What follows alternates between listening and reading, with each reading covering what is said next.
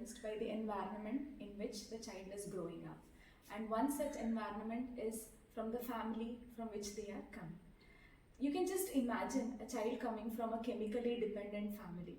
When we talk about chemical dependency, maybe a single parent or both the parents who are addicted to substance or they are dependent on substance. It can also be a significant another member, maybe a brother or a sister or a grandparent who is addicted into any forms of substance irrespective of smoking, drinking or drug abuse. Can we just imagine the issues a child might face coming from a chemically dependent family? Of course, financial challenges might be one of the factors. Besides that, the economic aspect and also the social conditions in which the child is growing up, the emotional issues the child may face, the conflicting environment in which the child is living can also have a damaging effect on the psychological well-being of the child. So let's focus on what are the emotional challenges a child is facing coming from a chemically dependent family. American Academy of Child and Adolescent Psychiatry gave its significant factors that plays or that can be a consequences of chemical dependency of parents among children. Few of these factors are anxiety issues among children. They are all the time on feeling edge. What can happen next?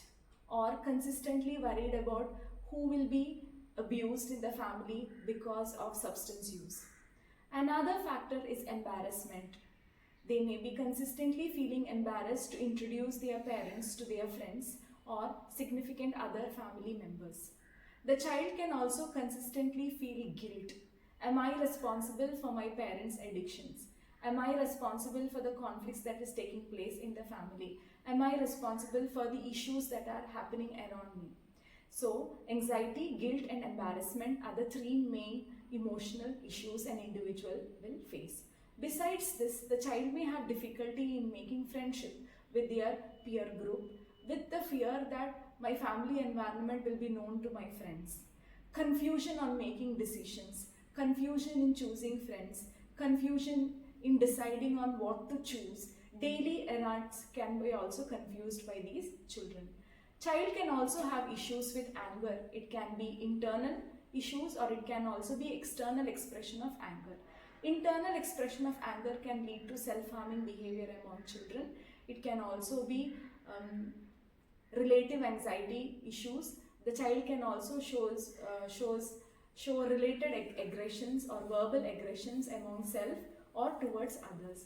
The child can also express anger aggressively towards their peer group or towards parents, and it can also happen in school environment. Consistent expression of all these emotions can create a pathway of developing depression among children as they are consistently living in a chronic stressful situations. How would they become as they grow up? A child who is coming from a chemically dependent family can take up any of these 5 roles. First one, we can look into them as developing or growing up as a chief enabler. They can become confident to their addict parent, encouraging them, supporting them, or taking sides of their parents. Second one, you can also see children growing up to be a family hero, taking too much of responsibilities of the household, and they also might experience burnout in this course of taking responsibility of the father or the mother or the significant other another individual, where they fail to experience their childhood. The child can also experience being a lost child and nobody monitoring them, unable to get any kind of support from their parent, unable to express their emotions towards their parents or family or to the significant peer group. So the lost child. The child can also become a mascot, where they take up a role of a comedian or a joker of the family, where they try to bring in the feeling of pleasantness or happiness in the environment. The child, the last part they would take up is placater, pleasing. In order to maintain a cordial environment in the family, they may please the addicted parents or a chemically dependent parents. They can also take up a role of listening to what all being told to them, ending up being a passive personality.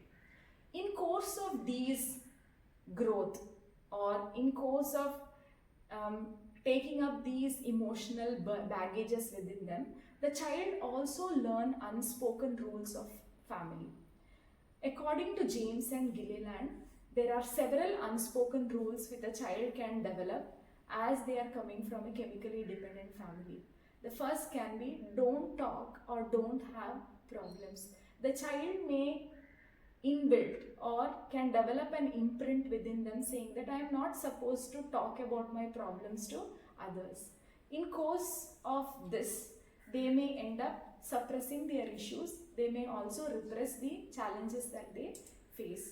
So they are not communicating their challenge or they are not communicating their issue to a trusted friend or to a significant another individual who can act as a safety circle for their child. So most of their time the problems are unheard or unseen. The second one, the child also develop the concept of don't trust. Can you imagine a father or a mother being dependent on chemical substances and somebody who is supposed to be their trusted adult is losing their trust? So if a child cannot trust his or her parents, whom else can he trust or whom else can she trust? So they are unable to trust another significant person outside the family. There can also be a fear that what if they come to know about my family environment? Consistently being told, don't feel. You are living in an environment where you are threatened, you are anxious, you are fearful. At the same time, you are asked to be or you are told to be strong. This is not your problem. You don't have to feel scared. You don't have to feel anxious. But at the same time, consistently experiencing feeling of fear, feeling of anxiety and feeling of overburden. The fourth one is don't behave differently. It is natural for a child coming from a chemically dependent family to feel scared, feel anxious, feel alone, being aloof, but they are forced to behave normally. They are forced to not address their issues and indirectly asked to be different. Children are consistently told this is your problem and it is not because of chemical dependency. The common issues a child may face because of chemical dependency can be poor academic performance, but they are asked not to blame on chemical dependency for poor academic performance. They are told don't blame chemical dependency for the fights that takes place at home. But the fact is the chemical dependency ruins the emotional environment or the cordial environment of the family, in turn affecting the child's development. So there are situations where the child feels that they are responsible for chemical dependency. They are responsible for their father or mother's drinking problem, or they are responsible for the conflicts that is taking place in their life. Do behave as I want. The children are forced to take responsibility and they are also forced to take accountability for their own behavior. We are not responsible for what you do, what you say, what you hear and what you feel. So children are forced to take responsibility for how they are behaving. It can be their academic performance, social behavior or emotional responses to the conflicts that is taking place. Do be better and more responsible. Consistently a child is pressurized from a non-chemically dependent parent or a chemically dependent parent by asking them to take up. You are the next hope of the family, or you have to take responsibility for the family. You need to do well. You have to compensate for the losses of the family. So consistent pressure to perform well, consistent pressure to be strong, consistent pressure to work hard and take responsibility of the family. As a consequences of all this, the children are also forced to take up and believe that don't have fun.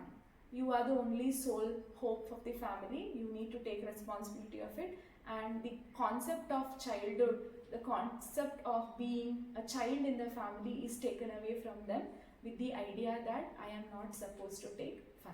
As a counselor, it is significant for us to understand the issues the child faces, understand the red flags the child is going through before we plan an intervention. Hence, understanding a child coming from a chemically dependent family plays a very significant role to plan the treatment for the child as well as to plan the intervention for the family. Thank you.